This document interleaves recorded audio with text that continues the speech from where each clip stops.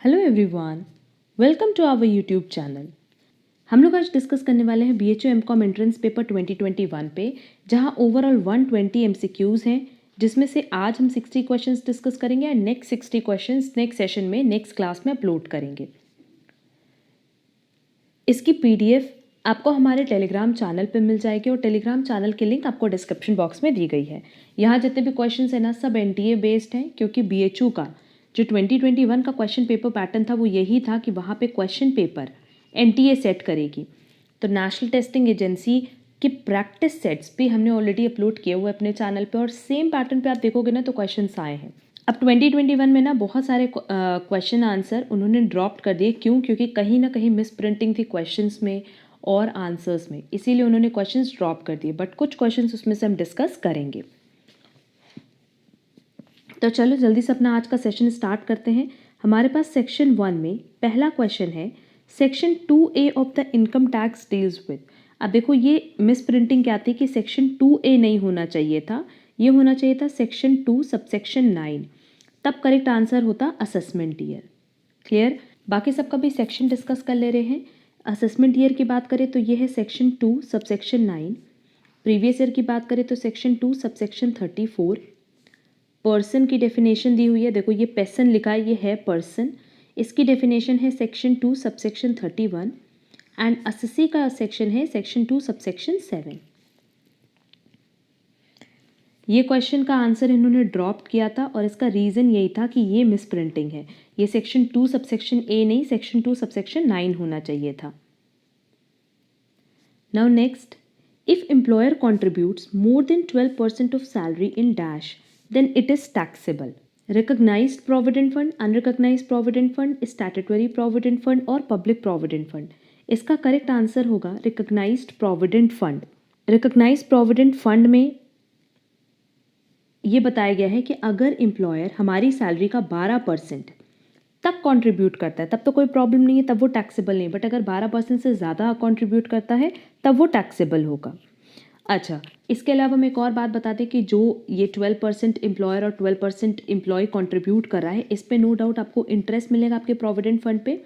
And ये interest अगर 9.5% तक है तब तो कोई प्रॉब्लम नहीं है, तब तो उस पर टैक्स नहीं लगेगा। बट अगर ये मोर देन 9.5% है तो उस केस में यहाँ पे भी टैक्स की डिडक्टिबिलिटी होगी। तो करेक्ट आंसर होगा first, recognised provident fund.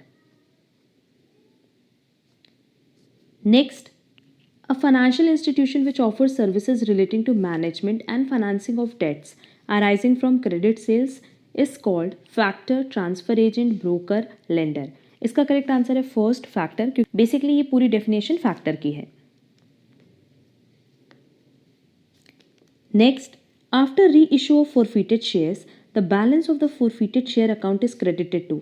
forfeited shares मतलब वो शेयर्स जो कंपनी आपसे छीन लेती है। क्यों? क्योंकि उस पर आपने अलॉटमेंट का या फर्स्ट कॉल का या फाइनल कॉल का पैसा टाइमली नहीं पे किया होता है। तो अगर forfeited शेयर कंपनी ने छीने और उसको किसी थर्ड पार्टी को री इशू कर दिया, तो जो भी forfeited शेयर्स का बैलेंस होता है हम उसको कहाँ ट्रांसफर करते हैं? कैपिटल रिजर्व में।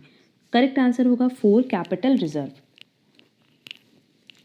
Next, advantages of line organisation are. अब देखो ये जो टॉपिक है ना, types of organisation and types of organisational structure, ये एक बहुत इंपॉर्टेंट टॉपिक है एग्जाम पॉइंट ऑफ व्यू से। और इस पे हमने देखा है बहुत सारे क्वेश्चंस एग्जाम में कवर करते हैं। फिर भले किसी यूनिवर्सिटी की बात करो, BHU, Delhi university, JMI, Lucknow university, Allahabad university, MG के VP, हर एक यूनिवर्सिटी इस टॉपिक से बहुत सारे क्वेश्चंस कवर करती है। तो बहुत जल्दी हम आपके लिए एक सेशन अपलोड करेंगे जहां types of organisation, types of organisational structure discuss करेंगे। Scalar chain of command flows from top to bottom, ये करेक्ट है क्योंकि लाइन ऑर्गेनाइजेशन में basically top to bottom command follow होता है, टॉप टू बॉटम ही पैटर्न चलता है। स्कोप फॉर स्पेशलाइज्ड फंक्शन ये पॉसिबल नहीं है। प्रॉम्प्ट डिसीजन होगा क्योंकि जो टॉप लेवल मैनेजमेंट डिसीजन लेंगे वही बॉटम लेवल वालों को फॉलो करना होता है। And simplest method of administration ये भी करेक्ट है। तो इसमें से सिर्फ 20 का एडवांटेज नहीं है, बाकी A, C, D एडवांटेज है। तो एज पर गिवन ऑप्शन करेक्ट आंसर होगा 4, A, C and D only.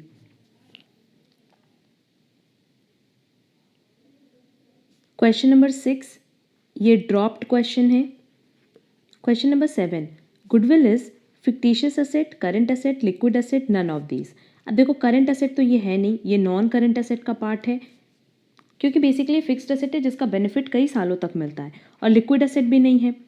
Liquid asset मतलब जो इजीली कन्वर्टेबल इनटू कैश होता है। अब देखो बात कर लेते हैं फिक्टिशियस एसेट की। सबसे पहले तो ये समझो कि व्हाट इज फिक्टिशियस एसेट। अगर फिक्टिशियस एसेट की बात करें तो इनका कोई भी टैंजिबल या फिजिकल एग्जिस्टेंस नहीं होता, मतलब ना हम इनको देख सकते हैं ना हम इनको छू सकते हैं। ये तो गुडविल में होता है, बट इसकी फिक्टिशियस एसेट की ना कोई रियलाइजेबल वैल्यू भी नहीं होती है।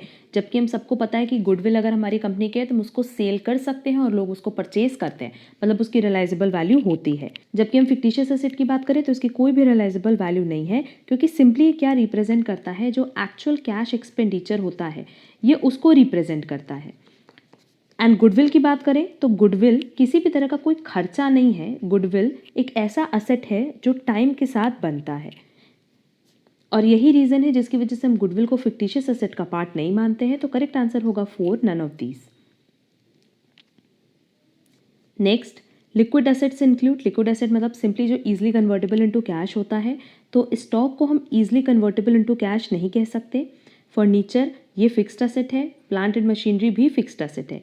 ये दोनों बेसिकली फिक्स्ड एसेट है, और ये क्या है, करंट एसेट। बट स्टिल अगर हम स्टॉक की बात करें तो ये इजीली कन्वर्टेबल इनटू कैश नहीं होता, क्योंकि अगर आपके पास मान लो स्टॉक है, फिनिश गुड्स है, तो आप ये नहीं कह सकते कि आज के आज हम चाहें तो उसको सेल करके पूरा पैसा मार्केट से उठा सकते हैं, नहीं, क्योंकि बहुत सारा सेल आपका क्रेडिट सेल भी होगा और बहुत सारा प्रोडक्ट आपका नहीं भी सेल होगा करंट ईयर में।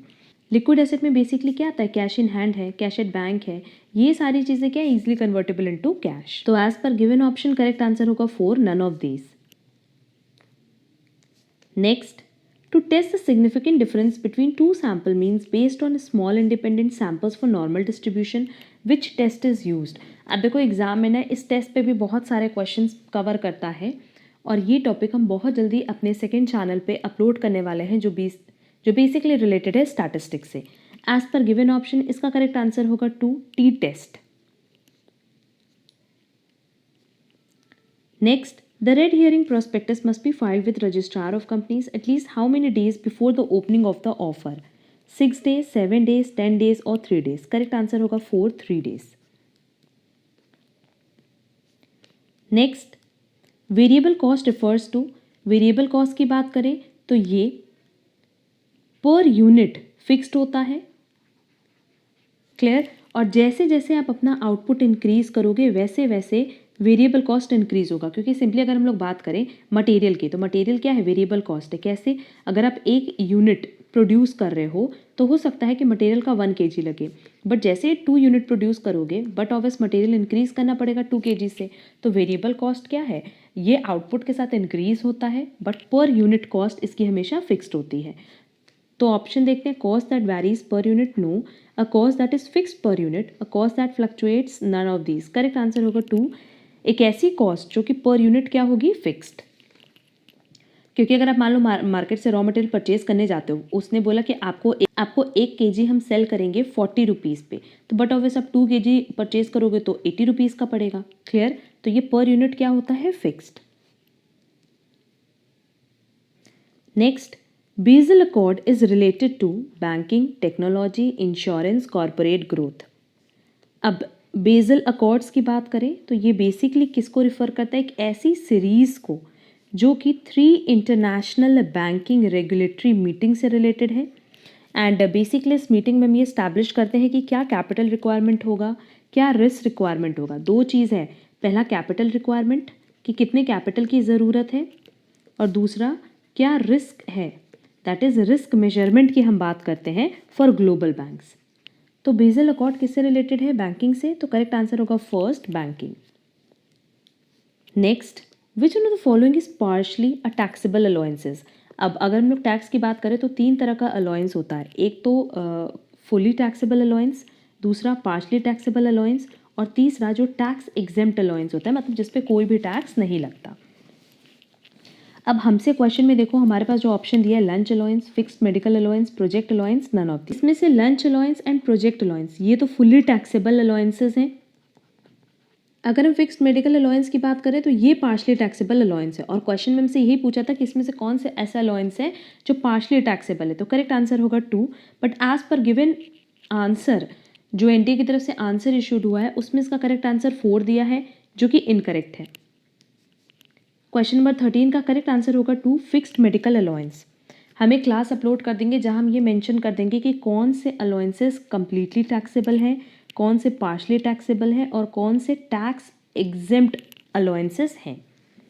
क्योंकि एग्जाम में देखो बेसिकली अलाउंसेस में यही चीज़ पूछता है, अलाउंसेस से रिलेटेड, और कैलकुलेशन के लिए अगर पूछेगा तो एचआरए से रिलेटेड कई बार न्यूमेरिकल क्वेश्चंस पूछता है, तो वो सब छोटे छोटे टॉपिक्स हम अपलोड कर देंगे। Next is question number 14। हमारे पास क्वेश्चन में दिया हुआ है समेशन एक्स का टोटल 30, समेशन एक्स स्क्वायर का टोटल 220 एंड एन दिया है 10। हमसे क्वेश्चन में कह रहा है find the value of standard deviation divided by x of the series is. अब ये एक्स नहीं है, देखो यहाँ पे भी ये मिस प्रिंटिंग है, ये standard deviation divided by mean की बात कर रहा है। तो बेसिकली यहाँ हमसे क्या फाइंड आउट करने बोला है, कोएफिशिएंट ऑफ वेरिएशन, क्योंकि कोएफिशिएंट ऑफ वेरिएशन का फॉर्मूला यही था। बट उसके पहले हमें क्या फाइंड आउट करना पड़ेगा, स्टैंडर्ड डेविएशन, और स्टैंडर्ड डेविएशन का फॉर्मूला भी हमने बताया हुआ है। हमने इन सब पे डिटेल सेशंस ऑलरेडी अपलोड किए हुए हैं। तो अगर अभी तक आपने हमारे सेकंड चैनल को सब्सक्राइब नहीं किया तो सब्सक्राइब कर दो, क्योंकि वहाँ स्टैटिस्टिक्स से रिलेटेड आपको सारे डिटेल क्लासेस मिल जाएंगी। इसका formula under root summation x square divided by n minus summation x divided by n का whole square. Standard deviation is equal to standard summation x square हमारे पास दिया हुआ है 220 divided by number of observation is 10 minus summation x दिया है 30 divided by n का whole square. इसको सॉल्व करके हमारे पास जो आंसर आ रहा है वो आ रहा है अंडर रूट 13 एंड हमें अब फाइंड आउट करना है मीन। तो मीन सिंपली क्या हो जाएगा, summation x divided by n. Summation x की वैल्यू दी है 30 और एन की वैल्यू दी है 10, तो हमारे पास मीन आ गया 3। अब standard deviation divided by mean find out करने बोला था, स्टैंडर्ड डिविएशन था अंडर रूट 13 एंड मीन की वैल्यू हमने निकाला 3, तो हमारा करेक्ट आंसर हो जाएगा under root 13 divided by 3, that is इसका करेक्ट आंसर होगा 2। Next, Omega's equity stock is currently selling at rupees 80 per share.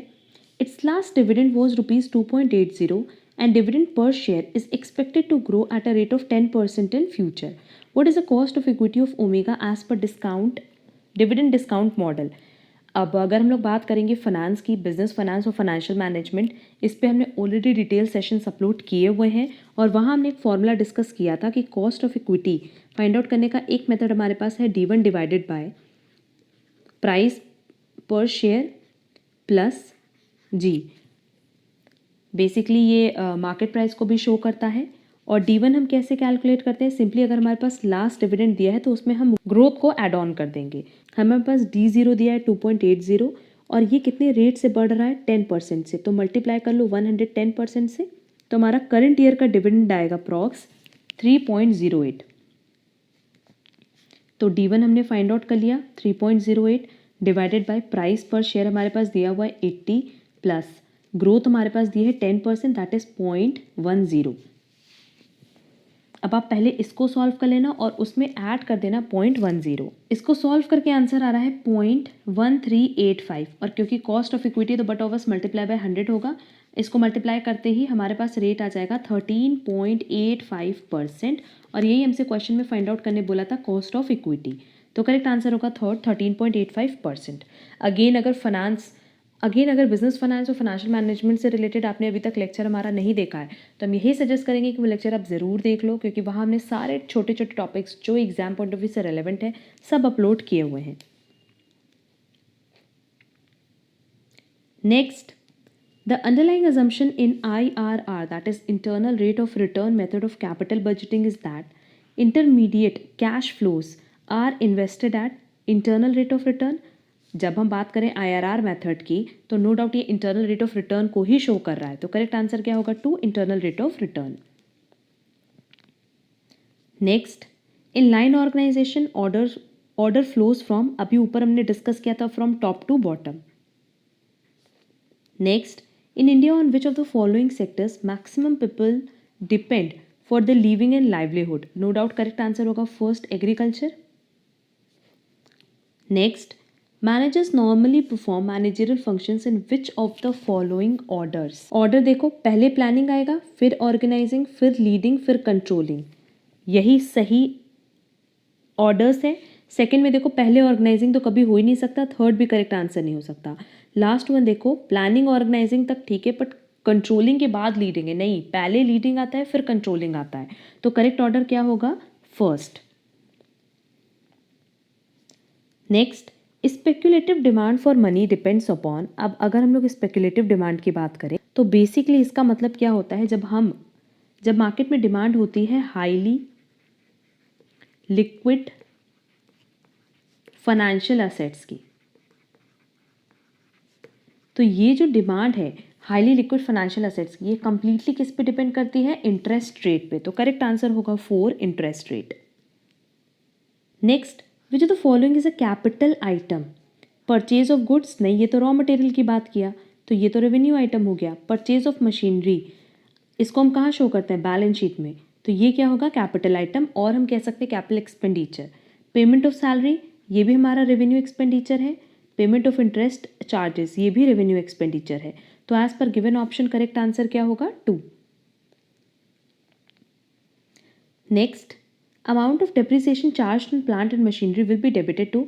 अब ये क्वेश्चन भी ड्रॉप किया गया है, बट अगर अमाउंट ऑफ डेप्रिसिएशन की बात कर रहे हैं जो प्लांट एंड मशीनरी पे चार्ज हुई, तो सिंपली जो हम लोग एंट्री पास करते हैं वो क्या करते हैं, depreciation account debit to plant and machinery account. तो करेक्ट आंसर क्या होना चाहिए कि हम डेबिट किस अकाउंट को करते हैं, डेप्रिसिएशन अकाउंट को।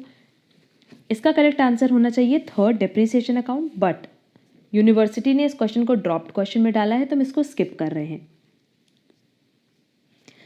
Next is offences committed under the negotiable instruments act can be non compoundable and non bailable, bailable, compoundable. Correct answer होगा 4, compoundable.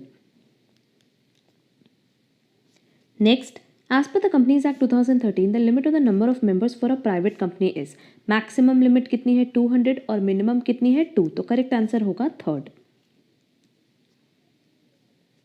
Next, depreciation on machinery should be divided between pre and post incorporation period in। अब अगर हम लोग depreciation on machinery की बात करें तो ये टाइम के बेसिस पे चलता है, जैसे आपने मशीनरी परचेज की होगी, जिस मंथ परचेज की होगी उसी के बेसिस आप डेप्रिसिएशन चार्ज करोगे, तो इसको हम डिवाइड करते हैं on the basis of time ratio. पर आंसर शीट में इसका आंसर सेल्स रेशियो दिया है जो कि गलत है, इसका करेक्ट आंसर होना चाहिए 2, टाइम रेशियो। अब प्री एंड पोस्ट इनकॉर्पोरेशन से ना सिर्फ यही टॉपिक पूछता ही है कि हम एक पर्टिकुलर आइटम को किस रेशियो में डिस्ट्रीब्यूट करते हैं, तो इस पर्टिकुलर टॉपिक से रिलेटेड भी बहुत जल्दी हम लेक्चर अपलोड करेंगे। Next, ₹1 note is called fiat money because it is issued with authority of government. Correct answer होगा first. Next, in which kind of market forms it become very essential to advertise for firms। Perfect competition and monopoly में तो advertisement की कोई ज़रूरत नहीं, क्योंकि perfect competition में एक पर्टिकुलर प्रोडक्ट की ही कंपटीशन की बात होती है। जैसे अगर हम लोग बात करें कोलगेट की, तो ऑल ओवर हम कोलगेट की ही बात करते हैं, तो उसमें एडवर्टीजमेंट की ज़रूरत नहीं है। मोनोपोली की बात करें तो मोनोपोली में एक पर्टिकुलर प्रोडक्ट होता ही है, अगेन तो वहाँ पे भी आपको एडवर्टीजमेंट की ज़रूरत नहीं है। बट मोनोपोलिस्टिक मार्केट में, जहाँ जैसे अगर हम ओवरऑल टूथपेस्ट की बात कर रहे हैं, अब टूथपेस्ट में कोलगेट भी है, डाबर भी है, पतंजलि भी है, तो जो जितना ज़्यादा एडवर्टीजमेंट कराएगा उसका प्रोडक्ट उतना ही ज़्यादा लोगों की नॉलेज में रहेगा। अगेन ओलिगोपोलिस्टिक मार्केट्स की बात करें तो इसमें भी 2 to 10 सेलर्स होते हैं, बट अब जैसे कोल्ड ड्रिंक मार्केट है तो सबने देखा होगा कि बहुत सारे एडवर्टीजमेंट आते हैं, और एडवर्टीजमेंट जिसका जितना ज़्यादा होगा वो प्रोडक्ट उतना ही ज़्यादा मार्केट में सेल होगा। तो यहाँ इन दोनों मार्केट में एडवर्टीजमेंट बहुत ज़रूरी है, बहुत मैंडेटरी है। तो गिवन ऑप्शन में देखो सी एंड डी का ऑप्शन दिया है थर्ड, तो करेक्ट आंसर होगा 3, C and D only. Next, in the equation P Y is equal to M V showing quantity theory of money where in Y represents, Y हमेशा किसको represent करता है, income को, और गिवन ऑप्शन में मेरे पास सिर्फ एक ही इनकम दी है, तो करेक्ट आंसर होगा first, national income. Next, which are the following sources of finance of firms prefer the most as per the pecking order theory. ये क्वेश्चन ड्रॉप्ड क्वेश्चन था। Next, when demand of a product is elastic, that is with the price elasticity greater than 1, that is ED is greater than 1 की बात कर रहा है, with every increase in product price total revenue, price and total revenue का जो relationship है वो positive होगा तब जब हमारा ED इज लेस देन 1 होगा, प्राइस एंड टोटल रेवेन्यू का जो रिलेशनशिप है उस वो नेगेटिवली रिलेटेड होगा तब जब ईडी इज ग्रेटर देन 1 होगा। एंड अगर ईडी इज इक्वल टू 1 है तो आप प्राइस को बढ़ाओ या घटाओ, दैट इज प्राइस इंक्रीज हो या डिक्रीज, हमारे टोटल रेवेन्यू में कोई भी चेंज नहीं आएगा। और टोटल रेवेन्यू क्या होता है? Price multiply by quantity. Clear? याद रखना कि प्राइस एंड टोटल रेवेन्यू अगर पॉजिटिव रिलेशन है तो हम ईडी इज लेस देन 1 की बात करें, और अगर नेगेटिव रिलेशन है तो ईडी इज ग्रेटर देन 1 की बात कर रहे हैं। और क्योंकि क्वेश्चन में हमसे ईडी इज ग्रेटर देन 1 पूछा है तो टोटल रेवेन्यू के इंक्रीज होने पे हमारी प्राइस बट ऑफिस क्या करेगी? डिक्रीज। तो करेक्ट आंसर होगा 2 decreases. Next, at EOQ level the total of ordering and handling cost is, again ये ड्रॉप्ड क्वेश्चन है बट एज पर गिवन ऑप्शन करेक्ट आंसर होगा 2 मिनिमम। ईओक्यू पे भी हम बहुत जल्दी एक लेक्चर अपलोड करेंगे, बेसिकली कॉस्ट से रिलेटेड हम पूरा ही क्लास अपलोड करने वाले हैं क्योंकि कॉस्ट की बहुत सारी थ्योरीज, बहुत सारे न्यूमेरिकल पोर्शंस एग्जाम में कवर करते। Next, in case of admission of a partner sacrificing ratio is use to distribute. Sacrificing ratio में हम क्या डिस्ट्रीब्यूट करते हैं? गुडविल। बट ये भी ना ड्रॉप क्वेश्चन है, क्यों? क्योंकि देखो यहाँ पे गुड और विल को अलग अलग लिखा है, तो क्योंकि ये मिस प्रिंटिंग था इसलिए इस क्वेश्चन को ड्रॉप क्वेश्चन में डाल दिया। बट करेक्ट आंसर होगा 2 गुडविल, क्योंकि रिजर्व्स की बात करें, revaluation of profit and losses की बात करें तो ये ओल्ड रेशियो में डिस्ट्रीब्यूट होता है। नेक्स्ट, अब यहाँ हम लोगों को लिस्ट 1 लिस्ट 2 मैच करना है। मिनिमम लेवल का गिवन ऑप्शन में फॉर्मूला क्या है? Reorder level minus normal consumption multiply by normal reorder period. Danger level मतलब जो इमरजेंसी पीरियड के लिए हम रखते हैं, तो डेंजर लेवल का फॉर्मूला है average consumption multiply by maximum reorder period for emergency purpose. Average level का फॉर्मूला सिंपल है, reorder level plus reorder quantity. Average level का formula minimum level plus half of EOQ, and maximum level का formula है reorder level plus reorder quantity that is EOQ minus minimum consumption multiply by minimum reorder period. तो A का answer है 3rd, B का answer है 4, सी का answer है 2nd and D का है 1st। चारों ही ऑप्शन इनकरेक्ट हैं क्योंकि चारों ही ऑप्शन में करेक्ट मैचिंग नहीं दी हुई है। हम सीधे सीधे आप लोगों को मैचिंग बता दे रहे हैं कि ए का करेक्ट आंसर होगा 3rd, बी का करेक्ट आंसर होगा 4, सी का करेक्ट आंसर होगा 2nd एंड डी का करेक्ट आंसर होगा 1st। चारों ही ऑप्शन में देखोगे तो ये ऑप्शन कहीं पे भी गिवन नहीं है, एंड जो हमारा आंसर शीट है उसके अकॉर्डिंग करेक्ट आंसर इसका 4 दिया है जो कि रॉन्ग है। करेक्ट सीक्वेंस ये होगा, करेक्ट मैचिंग ये हो। और अभी जब हम आप लोगों को कॉस्ट के नोट्स प्रोवाइड करेंगे, कॉस्ट की क्लास अपलोड करेंगे ना, तो वहाँ ये सारा टॉपिक डिस्कस करेंगे क्योंकि वहाँ हम कोई डिटेल में आप लोगों को न्यूमेरिकल नहीं कराने वाले, सिर्फ हम थ्योरी पे एंड फॉर्मूलेज पे ही फोकस करने वाले हैं। Next, in which of the method acquiring company takes all assets and liabilities at book value and discharges the PC by issuing its share? Merger method, और हम कह सकते हैं पूलिंग ऑफ इंटरेस्ट मेथड, क्योंकि purchase method में तो simply ये होता है कि आप बुक वैल्यू पे भी परचेज कर सकते हो और अदर वैल्यूज़ पे भी परचेज कर सकते हो। बट मर्जर मेथड या पूलिंग ऑफ इंटरेस्ट मेथड में बात करें तो असेट्स एंड लायबिलिटीज हमेशा बुक वैल्यू पे ही परचेज होती है। नेक्स्ट, गिवन बिलो 2 स्टेटमेंट, हमारे पास 2 स्टेटमेंट दिया है। In the light of the above 2 statement choose the most appropriate answer from the options given below. पहला हमारे पास स्टेटमेंट दिया, large and more complex organisation normally prefer line organisation structure, and second statement दिया, small organisation usually prefer line staff organisation structure. अब देखो वैसे तो ये दोनों ही स्टेटमेंट इनकरेक्ट हैं और अभी हम इस टॉपिक पर डिस्कशन नहीं करेंगे। अब देखो ये टॉपिक अभी हम डिस्कस नहीं करने वाले डिटेल में, क्योंकि जब हम types of organisation and types of organisational structure upload करेंगे तो आपको ये क्वेश्चन खुद ब खुद क्लियर हो जाएगा। एज पर गिवन ऑप्शन इसका करेक्ट आंसर होगा 2, both statement 1 and 2 are incorrect. Next,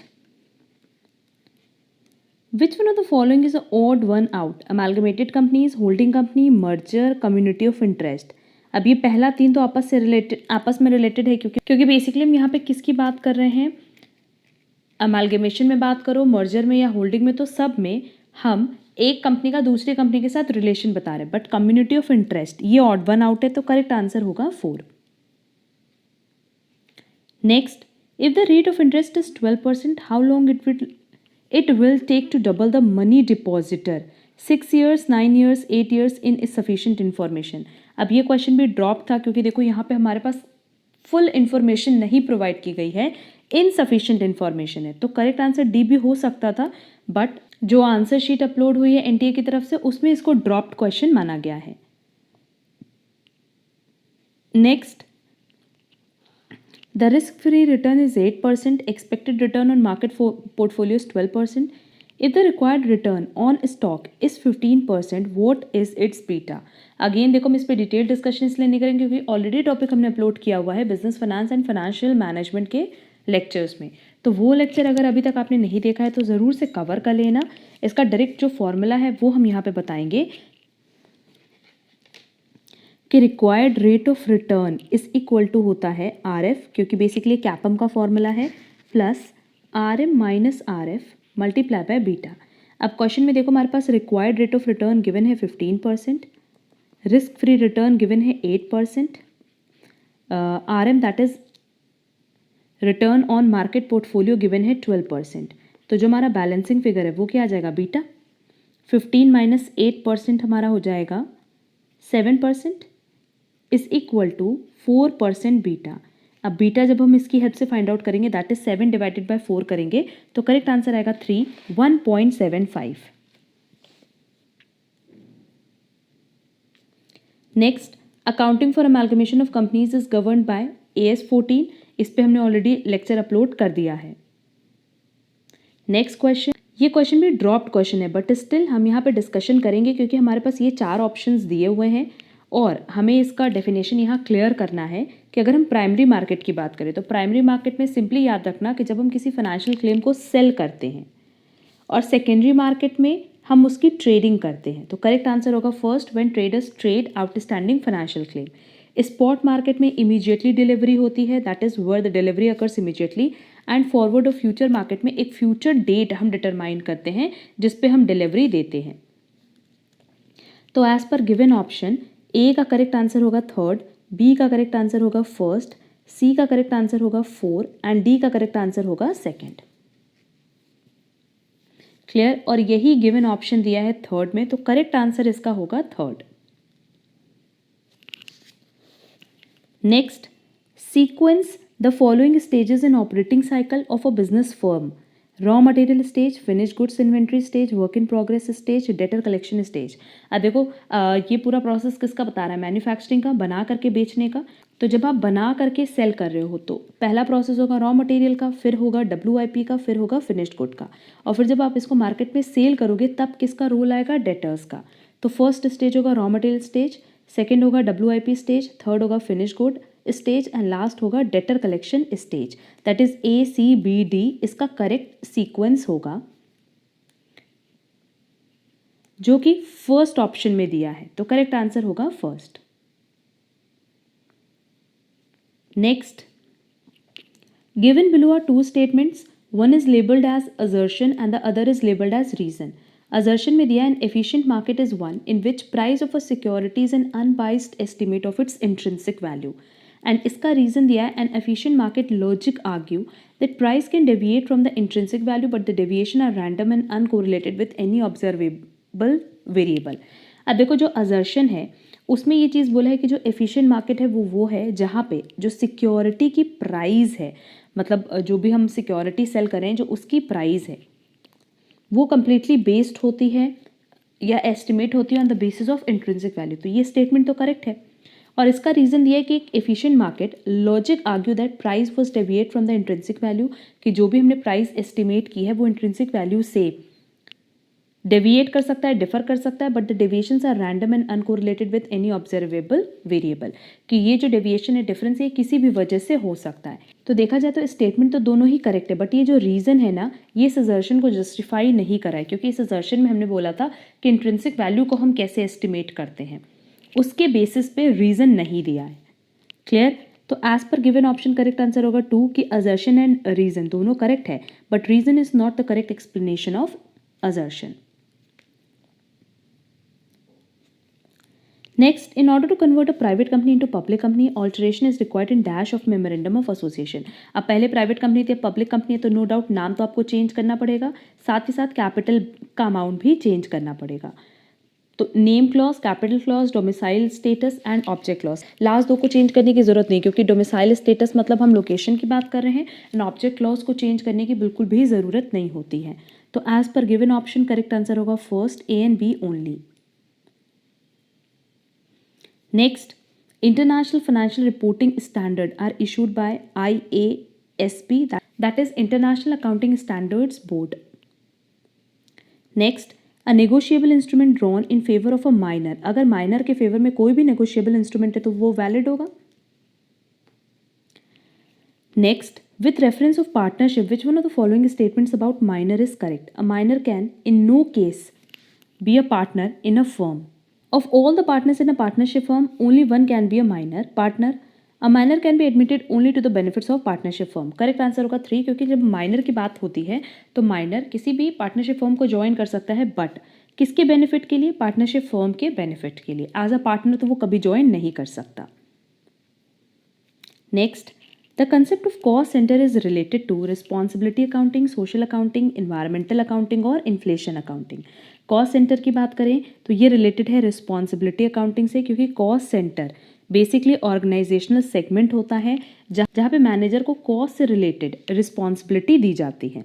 clear? तो करेक्ट आंसर होगा first. Next, which one of the following form of business organization is characterized by the separation of ownership and management? Company? Correct answer होगा second, company form of business organization. अच्छा, business organization पे हमने already बहुत सारे MCQs upload किए हैं, जिसकी link आपको डिस्क्रिप्शन बॉक्स में दी गई है। अब बिजनेस ऑर्गेनाइजेशन से रिलेटेड अगर आप चाहते हो कि हम क्लास अपलोड करें, हर एक बिजनेस ऑर्गेनाइजेशन के बारे में डिटेल डिस्कस करें, तो आप कमेंट बॉक्स में कमेंट करके हमें ज़रूर बताना। Next, inefficient stock market provides opportunity to generate. Inefficient की बात करें, कांस्टेंट रेट पॉसिबल नहीं है, एवरेज रेट भी और नॉर्मल रेट भी। करेक्ट आंसर होगा थर्ड, अब नॉर्मल रेट, क्योंकि अगर इनएफिशिएंट है, प्रॉपर मार्केट एफिशिएंट है ही नहीं, तो आपको रिटर्न भी कभी प्रॉपर नहीं मिलेगा, नॉर्मल नहीं मिलेगा। Next, the case of Mohori Bibee versus Damodar Das Ghosh is related with, minor से रिलेटेड था, capacity of a minor to enter into a contract. इस पे भी हम एक पॉइंट बता दें कि लॉ से रिलेटेड जितने भी केस स्टडी हैं, अगर आप चाहते हो कि उस पर हम एक डिटेल सेशन अपलोड करें, तो वो भी आप ज़रूर कमेंट बॉक्स में हमें बताना। Next, a private company which is subsidiary of a public company is treated as. अगर एक प्राइवेट कंपनी सब्सिडियरी है पब्लिक कंपनी की, तो इस प्राइवेट कंपनी को भी पब्लिक कंपनी की तरह ट्रीट किया जाता है। Next, which one of the following conditions must be met to be a holder in due course? The holder has paid the consideration, the holder has taken into instrument before the maturity period and the instrument on the face appears to be proper and complete, the holder has taken it in good faith without any doubt. Correct answer होगा 4, all of these. Next, as per the Companies Act 2013, the maximum number of partners that can be admitted to a partnership is 100. Correct answer होगा 200. Next, in stock and debtor system of branch accounting, branch adjustment account is opened when goods are sent to branch at। Branch adjustment account तभी बनता है जब आपने कुछ add on किया हो अपनी तरफ से, दैट इज़ अगर कॉस्ट प्राइस पे सेंड करते तब तो एडजस्टमेंट अकाउंट की ज़रूरत ही नहीं पड़ती। इनवॉइस प्राइस पे सेंड करते हैं जिसमें कॉस्ट प्लस कुछ एक्स्ट्रा परसेंटेज एड ऑन होता है, प्रॉफिट एड ऑन होता है। क्लियर? तभी ब्रांच एडजस्टमेंट अकाउंट की ज़रूरत होती है, तो करेक्ट आंसर होगा second. Next, in departmental accounting, carriage outward expenses should be divided in different departments on the basis of carriage outward basically sales से related है, तो इसको हम distribute करेंगे on the basis of sales ratio. Next, the sum of direct material, direct labour, direct expenses is known as prime cost. अब देखो, cost sheet पे हमने ऑलरेडी एक डिटेल सेशन अपलोड किया था सीए इंटर स्टूडेंट्स के लिए, बट वो क्लास आपके लिए भी उतना ही रेलेवेंट है। वहाँ पे आपको कॉस्ट से रिलेटेड बहुत सारे टर्म्स क्लियर हो जाएंगे, कॉस्ट शीट डिटेल में क्लियर हो जाएगी, तो वो क्लास आप ज़रूर से कवर कर लेना, जिसकी लिंक आपको डिस्क्रिप्शन बॉक्स में दी गई है, और साथ ही साथ हमने उसकी लिंक आपको टेलीग्राम पे भी शेयर की है। Next, which one of the following is the least democratic form of organization? Again form of organisation and type of organisational structure पे हम बहुत जल्दी क्लास अपलोड करेंगे। अब क्वेश्चन में हमसे पूछा था लीस्ट डेमोक्रेटिक, और आंसर दिया हुआ है लाइन ऑर्गेनाइजेशन, जो कि बिल्कुल गलत है क्योंकि लाइन ऑर्गेनाइजेशन सबसे ज़्यादा डेमोक्रेटिक फॉर्म ऑफ ऑर्गेनाइजेशन माना जाता है। तो एज पर गिवन ऑप्शन करेक्ट आंसर होना चाहिए functional organization. Next, a merger is said to be horizontal in nature if it involves, horizontal की बात कर रहा है, टू और more operating and competing in the same kind of business activity, two or more firm which are at different stages of the manufacturing operation, two or more firm belonging to different line of business, ये तो हो ही नहीं सकता, different stage भी नहीं हो सकता। अगर हम हॉरिजॉन्टल की बात करें तो दो या दो से ज़्यादा फर्म जो कि ऑपरेट और compete करें एक ही एक्टिविटी में, तभी तो वो मर्जर किस नेचर का माना जाएगा, हॉरिजॉन्टल। तो करेक्ट आंसर होगा फर्स्ट। नेक्स्ट, आप क्वेश्चन नंबर 59 की बात करें एंड 60 की बात करें तो ये दोनों ही क्वेश्चन ड्रॉप्ड क्वेश्चन है, तो हम दोनों पे ही डिस्कशन नहीं करने वाले हैं।